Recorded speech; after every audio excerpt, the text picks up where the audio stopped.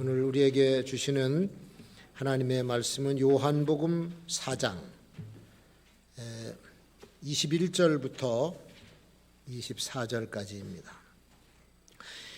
예수께서 가라사대 여자여 내 말을 믿으라. 이 산에서도 말고 예루살렘에서도 말고 너희가 아버지께 예배할 때가 이르리라. 너희는 알지 못하는 것을 예배하고 우리는 아는 것을 예배하노라. 이는 구원이 유대인에게서 남이니라. 아버지께 참으로 예배하는 자들은 신령과 진정으로 예배할 때가 오나니 곧 이때라. 아버지께서는 이렇게 자기에게 예배하는 자들을 찾으시느니라. 하나님은 영이시니 예배하는 자가 신령과 진정으로 예배할지니라. 아멘. 아멘. 요즘에 우리 교회들이 예배 드리는 것 때문에 좀 혼선을 빚기도 하고 고민도 하고 그런 형편이 되어버렸습니다. 당연히 주일이면은 교회 나와서 함께 예배드리고 공동 식사도 하고 또 각종 봉사활동 그리고 또 이렇게 목장의 교제 이런 모습이 있어야 되는데 거의 다 사라지고 있어요. 교회 나오는 교인들의 수도 일반적으로 많이 줄었습니다. 다른 이웃 교회들도 제가 들어보니까 그전 같지 않은 거죠.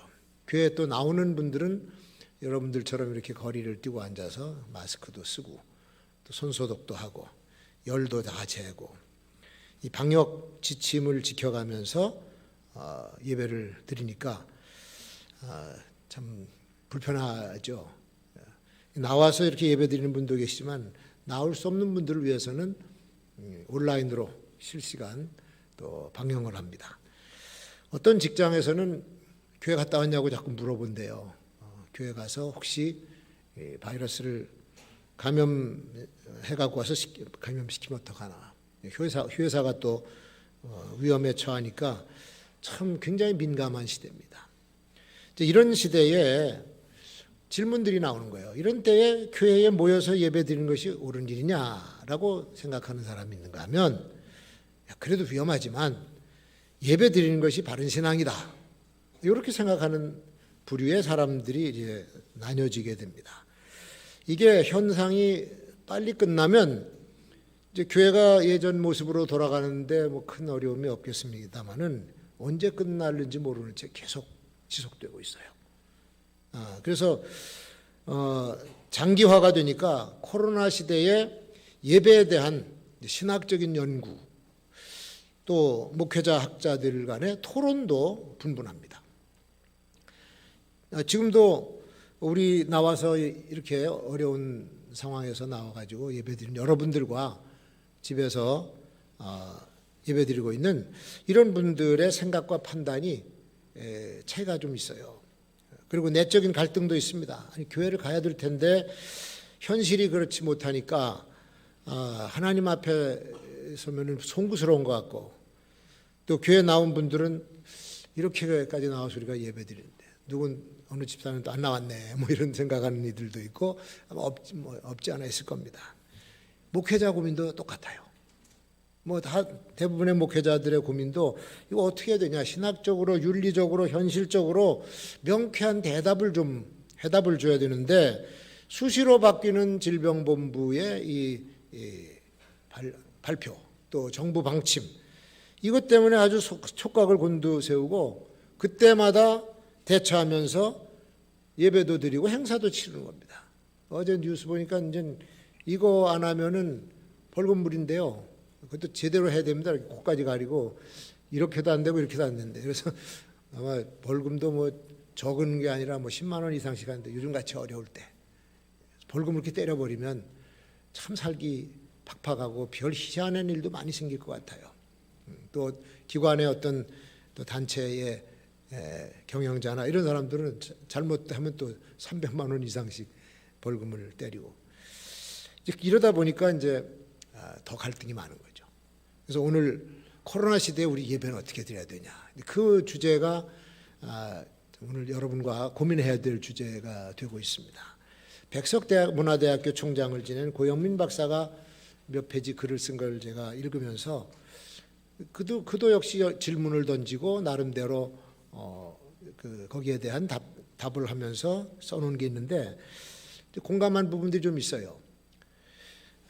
그래서 이제 오늘 우리가 좀 나눠보려고 하는데 오늘 성경 말씀에는 참된 예배에 대해서 이제 가르쳐주고 있습니다. 참된 예배는 무엇이며 반드시 교회 현장에서 드려야 되느냐? 또 질문은 정부에서는 왜 교회의 예배만을 제한하는 것처럼 그렇게 하고 있느냐?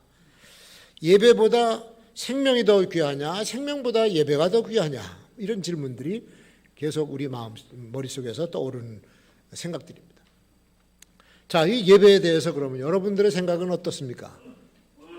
여러분들도 아마 대체로 두 부류로 나뉘어 있을 거예요. 예배는 생명과 같은 것이므로 목숨을 걸고서라도 모여서 지키자, 드리자. 그렇게 하는 분들과 내 생명이나 남의 생명 그거 다 중요한 건데 그걸 무시하면서 모인다고 하는 것은 또 하나님의 뜻의 위배가 되기도 한다. 그런 생각이에요. 판단은 이제 여러분 지금 머릿속에서 막 옥신각신 옳으냐 그러냐 이제 생각이 날 테지만 이거 잠깐 놔두고 우리 대면 예배와 비대면 예배에 대해서 생각을 해보려고 합니다. 이 비대면 예배, 대면 예배 요즘에 나온 얘기죠. 그전엔 이런 얘기가 전혀 없었습니다. 차이점도 있고 유사한 점도 있고 유익한 점도 있고 무익한 점도 있어요. 이게 다 나쁜 것은 아니고 또 다 좋은 것은 아니에요. 신학자 칼 바르트가 목사는 한 손에는 성경을 들어야 되고 한 손에는 신문을 들어야 된다. 그 얘기를 한 거는 사회 속에서 일어나는 모든 일들이 기독교인들에게는 성서적으로 해석이 되어야 된다. 그런 얘기입니다. 교회 안에서 일어나는 일이든 세상 속에서 일어나는 일이든 다 하나님의 말씀의 원리를 따라서 해야 된다. 그래서 한쪽 손에 성경을 들여야 되는 거 계속 변화되는 세상의 이슈도 우리가 가지고 있어야 된다고 하는 얘기죠. 지금 한국교회가 전염병과 경건생활 사이에서 어떻게 해야 기독교인의 신앙을 견고하게 세우고 바로 세워나가고 이 어려운 상황을 타개해 나갈 것인가 다 신경을 쓰고 있습니다. 예배에 대해서도 아까 얘기한 대로 의견이 서로 다릅니다. 일단 이런 상황에서도 대면 예배를 드려야 된다라고 하는 입장 한번 우리가 생각해 보겠어요.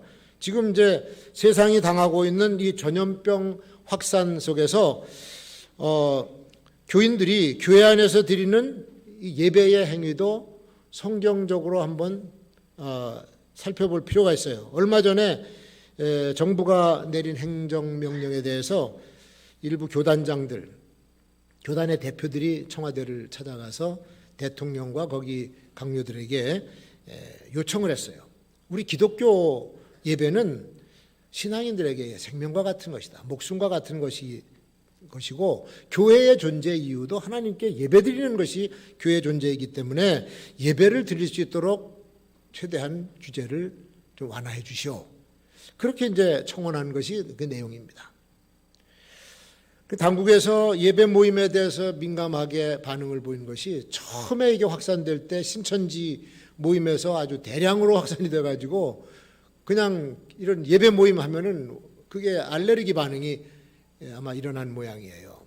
그래서 교회 예배, 교회 집회를 통제하기 시작했고 실외에서, 야외에서 하는 것까지도 감염의 위험이 있다 해가지고 하지 말라고 그랬습니다. 그래서 그 10월 달에 그 개천절인가요? 그때는 대형 버스로 아주 집회 차단벽을 만들어가지고 들어가지도 못하게 울타리를 치고 막 미로를 만들어서 시민들이 얼마나 불편을 겪었는지 모릅니다. 최근에는 그걸 가지고 나와서 고위층에 있는 이가 살인자다라까지 얘기를 했어요. 너무 무식한 얘기를 한 것 같은데 어쨌든 그날 그때의 어린이 대공원이나 한강공원 같은 데는 인파가 들끓었습니다. 근데 그곳에 갔던 사람들을 향해서는 뭐 심한 조치도 한 것도 없고 비난의 말도 없었어요. 그러니까 교인들이 생각하고 기독교계에서 생각하고 말하는 것은 위험하지도 않는 상황을 가지고 당국이 정치적으로 기독교를 탄압한다라고 하는 모양새가 돼버린 겁니다. 오히려 교회에 오면은 거리 두기하고 마스크 착용하고 이렇게 하니까 감염자들이 없어요. 거의 어쩌다가 바깥에서 걸려 들어온 사람은 있어도 교회 안에서 나왔다고 하는 얘기는 그렇게 많지 않습니다. 이제 그런 안전한 상황인데도 이게 이제 당국에서는 민감한 반응을 보이고 있는 것이죠. 우리 지난 교회 역사로 봐도 예배를 드리기 위해서 목숨을 걸고 예배 드린 경우들이 많았었습니다. 요즘 코로나 확실히 막겠다고 하는 당국의 의지도 이해는 갑니다. 이게 자꾸 퍼져서 확진자 많아지고 그러면은 좋지도 않은 건데 그 세속 권력이 예배를 통제한다라고 하는 모양새는 이거는 교회 정체성 또 우리 교회의 목적을 해체하려고 하는 잘못된 명령일 수도 있습니다. 헌법에도 그게 있어요. 헌법 37조 2항에 보면 과잉금지 하지 말아요. 과잉금지. 너무 심하게. 또 헌법 20조에는 종교 자유를 보장하는 법이 있습니다. 이런 것들을 알면서도 때에 따라서는 우리가 이해하지 못할 과잉 단속을 한다 그런 얘기입니다. 근데 우리가 기독교인으로서 법을 따지기보다는 성도의 의무, 예배의 의무와 경건 생활에 대한 책임 그런 의미로 예배를 받아들여야 된다고 하는 것이죠. 그래서 이런 어려운 상황이지만 우리는 그래도 하나님의 자녀들이고 백성이기 때문에 예배를 드려야 된다라고 하는 입장이고 또 반대 입장에서 보면 비대면 예배를 드려야 된다 하는 입장도 타당성이 있어요. 하나님께서는 생명을 존중하신다. 생명을 존중하고 계시는데 위험한 전염병이 자꾸 퍼지면서 그것이 사람이 사망하고 하는 일들이 생기면 예배드리다가 한 사람이라도 사망한다. 그러면 이게 교회가 예배드리다 사람 죽였다라고 하는 얘기가 되는 거예요. 우리가 그런 얘기를 들어가면서 해야 되겠느냐 그런 얘기죠. 사실 성경을 봐도 대면 예배를 드려야 된다라고 하는 명문은 없어요. 어차피 하나님 그분은 우리가 볼 수도 없고 얼굴을 대면해서 볼 수도 없습니다. 그분께 예배 드리면 그냥 그대로가 비대면 예배예요. 하나님과의 우리와의 관계는. 정상적인 상황 속에서는 주일 성수하면서 대면 예배를 드려야 되지만 대면 예배가 다른 사람에게 전염병을 옮기는 것을 줄이자고 하는 차원에서 그건 공공의 선이라 그러죠. 공공의 선을 지키는 상황이 되면 국가의 방역 지침도 우리가 수용하면서 따라야 되는 그런 자세가 있어야 된다고 하는 겁니다. 자, 이제 두 가지 입장 들었어요. 또 이제 고민을 하시기 바랍니다. 성경에서 가르쳐 주시는 참된 예배, 오늘 본문에 예수님께서 사마리아 여자에게 가르쳐 주신 내용이 그게 예배의 텍스트죠. 구약 성경에 히브리 말로 아바드라고 하는 단어는 종이나 노예들이 자기 맡은 그 일을 하면서 주인을 섬기는 거예요. 그리고 그 앞에 머리를 숙이고 하는 그런 의미로 쓰여진 것이 아바드입니다. 신약에 와서는 좀 의식적인 것을 예배라고 이렇게 얘기를 했는데 의식적인 경건, 행위 뭐 이런 것들을 드레스케이아라고 하는 단어를 썼어요. 영어는 워십이라고 하는데 워십은 두 가지 단어가 합성된 겁니다. worth, 가치, 가치 있는 것이 가장 가치 있는 것 하나님 앞에서 최고의 가치가 바로 예배하는 의식이다. 그래서 워십, 그 뒤에다가 서비스까지 붙여서 워십 서비스라고 합니다. 오늘 요한복음 4장 19절 이하에 보면 사마리아 여인에게 예배의 의미를 가르쳐 주신 주님의 교훈을 우리가 기준으로 삼아 보면 첫 번째 하나님은 뭡니까? 영이라 그러셨어요. 하나님은 영이시니 예배하는 대상이 영이라고 하는 겁니다. 하나님은 스스로 존재하시는 분이지만 눈에 보이지 않는 완전한 인격체예요. 영원하시고 거룩하신 분이고 피조물의 예배를 받으셔야 되고 받으시기에 합당한 초월적인 전능자. 그래서 우리가 모여서 예배 드릴 때 이 육안으로는 볼 수 없는 분이지만 그분의 실존을 향해서 지금 예배 드리고 있는 겁니다. 그렇기 때문에 영이시고 인격적인 하나님을 보는 듯이 우리가 형상화해서 예배 드리는 거기 때문에 거기 대면이니 비대면이니라고 하는 이 단어는 별 의미가 없다 그런 얘기죠. 근데 우리가 그 얘기 대면 비대면 하는 것은 교우들끼리 얘기해요. 교우들이 나오면 서로 얼굴을 마주 보니까 대면이죠, 뭐. 그래서 교우들의 관계에서 대면 비대면인데 하나님의 구속함을 입은 성도들로서의 공동체가 예배를 드리는 것이 그게 대면 예배예요. 공동체가 하나님 앞에서는 혼자서 드림을 예배라고 안 그러잖아요. 하나님의 나라 천국에서도 천군이 있어요. 천사가들이 있어요. 계시록에 보면 천군 천사가 모여서 하나님을 향해서 찬양을 드리고 예배를 드리는 것을 볼 수가 있습니다. 천국의 공동체입니다. 땅에 있는 성도들의 공동체를 통해서 예배를 드리고 예배를 받으시는 거죠. 두세 사람이 모인 곳에는 나도 있느니라 예수님 하신 말씀에도 공동체의 중요성을 강조해 주신 것이라고 보는 겁니다. 그래서 혼자 드리는 것은 사실 예배라고는 안 그러죠. 그냥 큐티, 명상, 묵상, 경건한 묵상 그렇게 얘기하지만 예배는 공동체가 드리는 거예요. 자, 그리고 두 번째로 그 예배는 신령과 진정으로 드려야 된다. 예배 드리는 자세를 말하는 거죠. 영으로 드려야 된다. 또 진정으로 드려야 된다. 그 형식에 매여서 드리는 것이 아니라는 뜻입니다. 정해진 예식 절차에 의해서 습관적으로, 규칙적으로, 전통적으로 계속 지난주에도 드렸고 그 전주에도 드렸는데 왜 이번에는 뭐가 빠졌습니까? 형식이 빠졌다는 얘기입니다. 형식이. 그래서 이런 형식과 의식에 매여 있는 것보다는 영과 진리로 드려야 된다. 그래서 그 하나님을 사랑하고 우리의 예배의 대상인 그분을 공경하고 정성을 다해서 드리는 것이 바로 신령과 진정으로 드리는 겁니다. 이게 형식만 남고 거짓 태도로 드리는 것은 그거는 비대면이든 대면이든 그거는 예배 가치가 없는 겁니다. 그래서 이가봇에 하나님의 영광이 떠나버린 예배가 되어버려요. 그래서 이사야 1장 13절에 보면 하나님께서 이스라엘 백성에게 이렇게 말씀합니다. 헛된 재물을 다시 가져오지 말라. 분향은 나의 가증이 여기는 바요. 월식과 안식일과 대회로 모이는 것도 그러하니 성회와 아울러 악을 행하는 것을 내가 견디지 못하겠노라. 하나님이 원하시는 것이 뭔지는 나왔잖아요. 이 책망은 종교적 형식이 아니라 예배, 제사 드리는 너의 마음 상태, 삶의 양태를 말하는 것이다.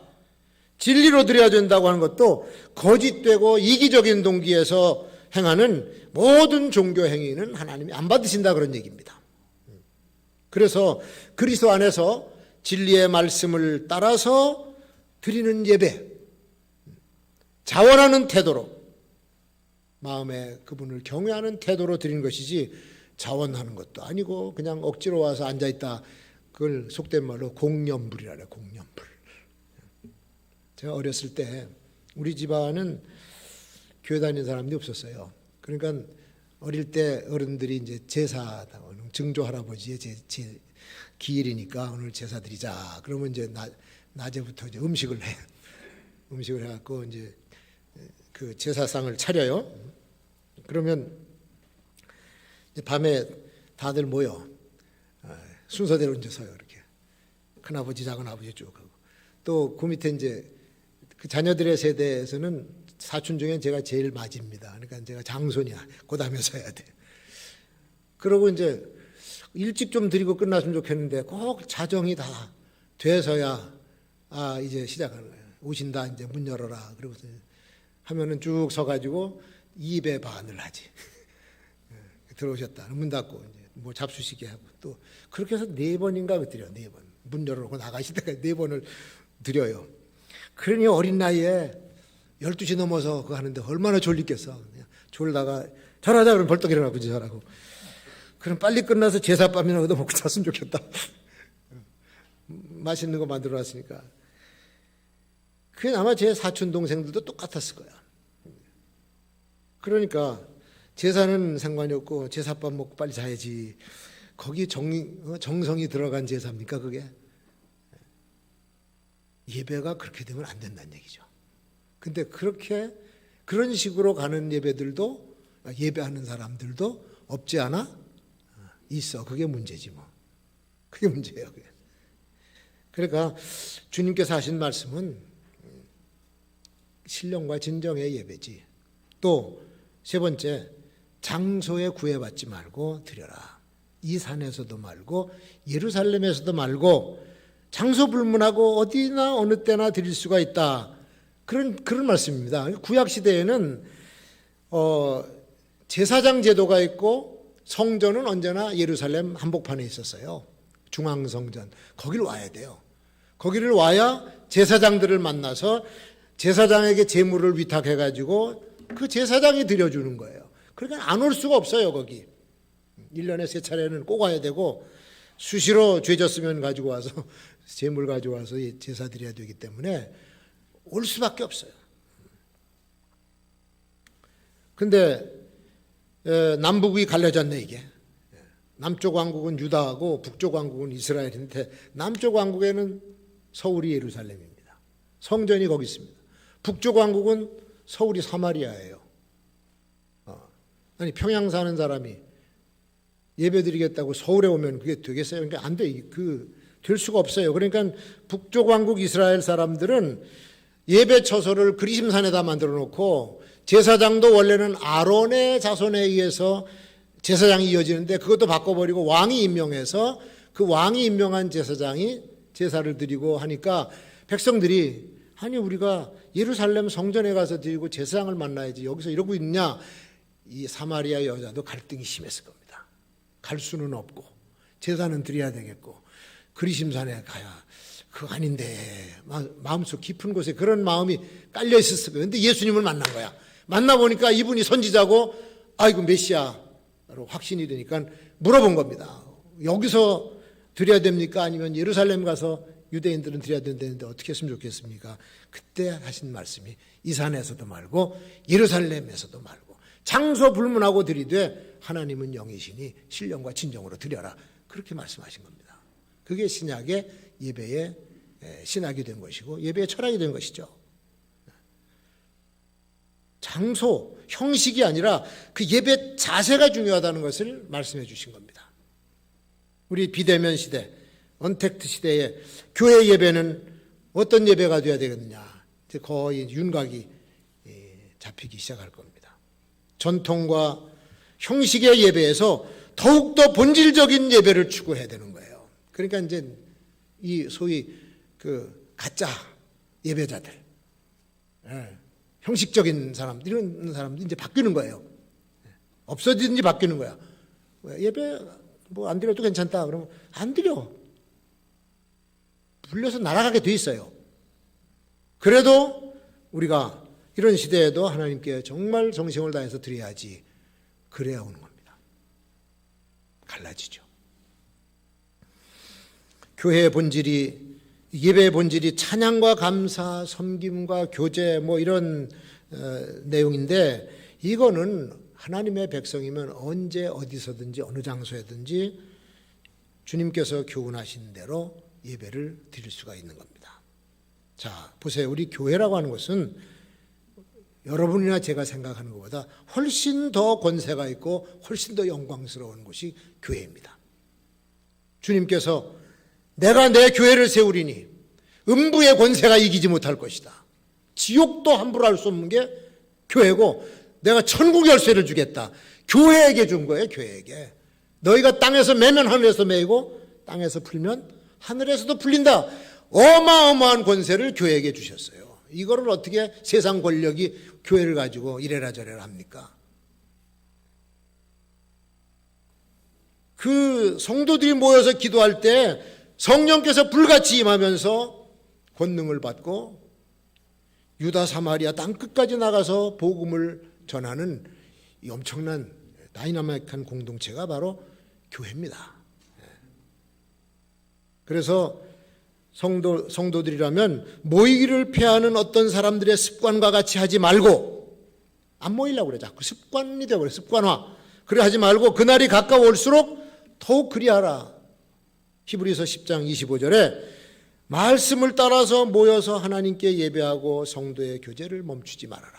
그러니까 전에는 막 교회 안에서 모이고 목장 모임도 하고 막 그랬잖아요. 근데 이제 그것을 가정에서도 못 모이게 하고 그러니까 요즘에는 그 교제가 너무 그립고 너무 귀중하니까 바깥에서 모여요. 요즘 같이 단풍 예쁠 때는 단풍 밑에 가서도 모이고 교제가 중요한 교제가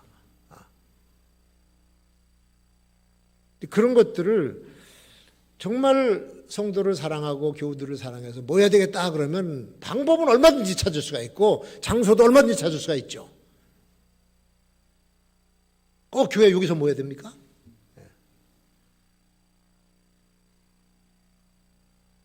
이 코로나가 확산되는데도 대면 예배를 드려야 된다라고 하는 목회자 교우들을 향해서 신학적으로 무지하다, 뭐 현실도 모른다 비난해서도 안 돼요. 비난할 것이 아니에요.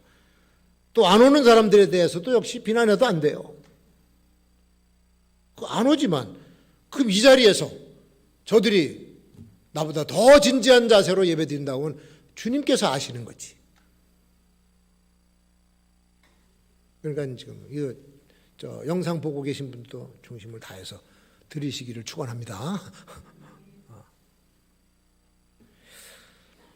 전염병이 확산돼 가고 있는데도 교우들의 안전과 건강을 무시하고 믿음의 사람들은 코로나도 안 걸린다 뭐 이런 얘기를 하면서 고집을 부린다고 하면 마틴 루터 말을 들어야 돼요.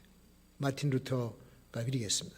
전염병을 피하지 않는 것은 하나님을 믿는 것이 아니라 하나님을 시험하는 것이다. 나는 소독에다가 공기를 정화시킬 것이고 약을 조제해서 먹을 것이다. 전염병을 내가 퍼뜨리면 그건 마귀가 좋아하느니라. 그렇게까지 얘기를 했어요. 아직도 우리 정부 당국과 교회 사이에 이게 정립이 안 돼 가지고 갈등이 많은데 그 대면 예배, 비대면 예배 문제를 놓고 지금 주어진 상황 속에서 얻을 수 있는 영적인 유익을 우리가 얻어야 되고 신앙적인 유익도 취해야 되는 거예요. 쓰레기통에서도 우리는 보물을 발견할 수가 있기 때문이죠. 청와대 교단장 추천 간담회에서 대통령인가 그런 얘기했어요. 방역은 신앙의 영역이 아니고 과학과 의학의 영역입니다 라고 얘기를 했어요. 물론 과학과 의학의 영역이죠. 근데 성경에는 과학과 영역을 뛰어넘어서 하나님의 능력으로 병을 치유하는 신유의 기적도 있습니다. 방역을 방해하면 공권력의 엄중함을 보여주겠다. 분명히 하겠다. 그 요즘 코로나를 언급하면서 요즘 나오는 얘기가 정치 방역, 생체 권력 뭐 이런 얘기가 나오고 있습니다. 그런 말이 떠들어요. 왜? 정치하는 이들이 사망자 수를 조정을 하면서 느리고 줄이고 하면서 자기들에게 유리한 정치 입지를 세우려고 한다. 그런 오해를 받는 거예요. 오해인지 진짜인지 모르지만 하여튼 그렇게 지금 여론이 조성되지 않습니까? 지난 9월 달에 보수 성향에 있는 자유민주운동연합하고 그 정치방역연대가 질병본부장을 고발을 했어요. 미필적 고의에 대한 살인, 직권남용, 강요, 6개 혐의로 검찰에다가 고발했어요. 그 내용이 뭐냐면 본부장이 코로나 발병 초기에 중국인 입국자를 막지 않았다.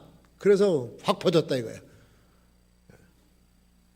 그리고 그동안 느슨한 방역 때문에 사망자가 많이 나왔는데도 정치 방역의 앞잡이가 되어서 국민을 코로나 공포로 몰아넣고 대한민국의 민주주의를 파괴하고 경제를 엉망으로 만들었다. 이런 고발 내용이죠. 만약에 당국이 코로나를 이용해서 정치적인 입지를 굳히는 짓을 했다. 그러면 우리나라 역사, 수치스러운 역사로 남게 될 겁니다. 그러지 않기를 바라야지. 한 정치학자가 그런 얘기를 했습니다. 코로나와 견제받지 않은 권력 둘 다 눈에 보이지 않는데 잘못 걸리면 죽는다. 근데 뒤에 게 더 무섭다. 통제받지 않는 권력. 근데 반면에 이제 교회 쪽에서 영혼 구원하고 영혼 살리는 일을 등한히 하고 정치적인 편향성 가지고 독선적인 고집으로 그렇게 밀고 나간다. 소위 밖에 나가서 정치성을 띠고 막 그래 되면 거꾸로 역풍을 맞아요. 정치적으로 실정하려고 하는 자들에게 의해서 감추려고 하는, 악용하려고 하는 자들에게 뒤잡힙니다. 칼은 누가 줬나요? 칼은 권력자가 줬지 교회가 주질 않았어요. 당합니다. 실제 로마 제국에서 그런 일들이 일어난 역사가 있어요.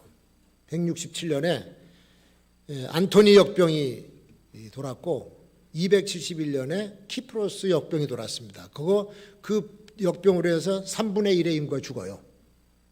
처참하게 죽죠. 그때 가장 악랄한 황제인 마르쿠스 아우렐리우스가 학정을 하는데 정권이 위협을 당하게 됐어요. 잘 못한다고. 그러니까 그 칼끝을 어디로 돌리냐면 기독교인으로 돌려버려요. 기독교인들이 이 병을 전염시켰다 해가지고 무자비하게 잡아 죽였습니다.